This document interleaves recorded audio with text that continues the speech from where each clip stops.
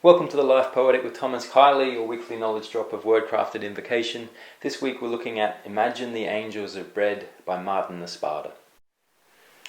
This is a longer piece, so I'll leave the reading till the end.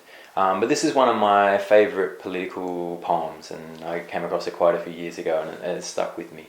What I love, it's in that visionary style. So it starts and it's imagining creating these poetic pictures of a life after the revolution, like some point after all of the injustices have been realized, there are these images that we're seeing, and he's sort of listing off these images.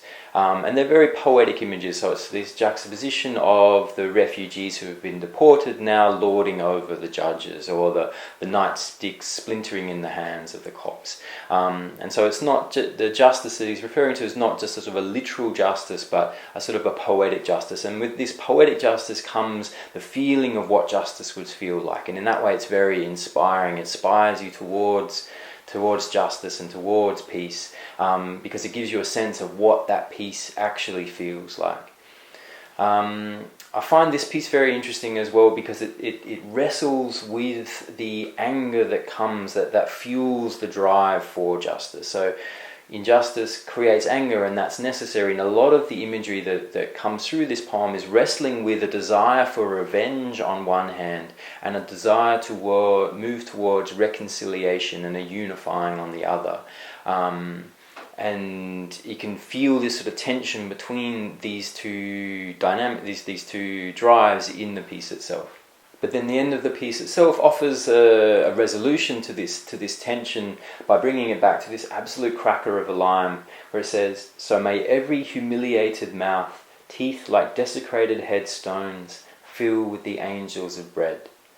And I love this because I feel like what it's saying here is that everything that we're yearning for, everything that we're searching for, is as simple as there being no hungry people in the world anymore, that everyone who is hungry has bread to eat.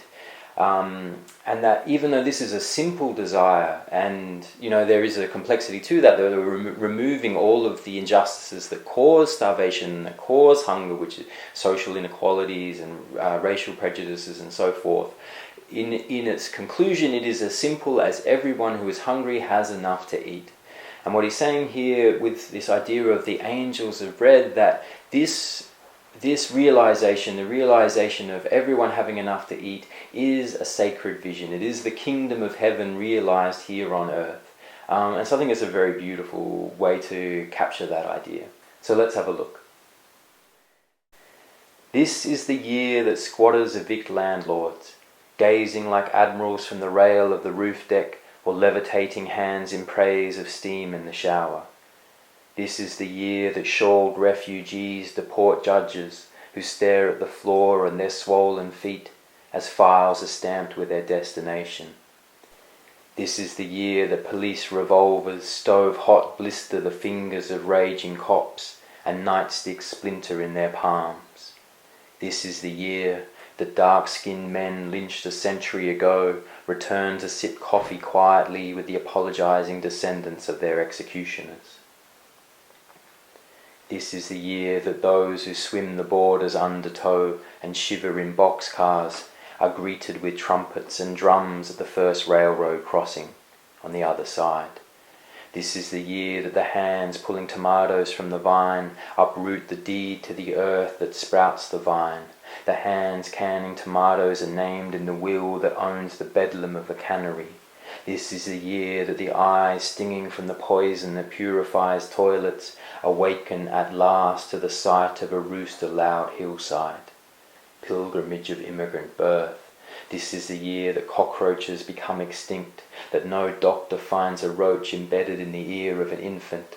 This is the year that the food stamps of adolescent mothers are auctioned like gold doubloons, and no coin is given to buy machetes for the next bouquet of severed heads in coffee plantation country. If the abolition of slave manacles began as a vision of hands without manacles, then this is the year. If the shutdown of extermination camps began as imagination of a land without barbed wire or the crematorium, then this is the year. If every rebellion begins with the idea that conquerors on horseback are not many-legged gods, that they too drown if plunged in the river, then this is the year. So may every humiliated mouth, teeth like desecrated headstones, filled with the angels of bread. This has been the Life Poetic with Thomas Keily. See you next week.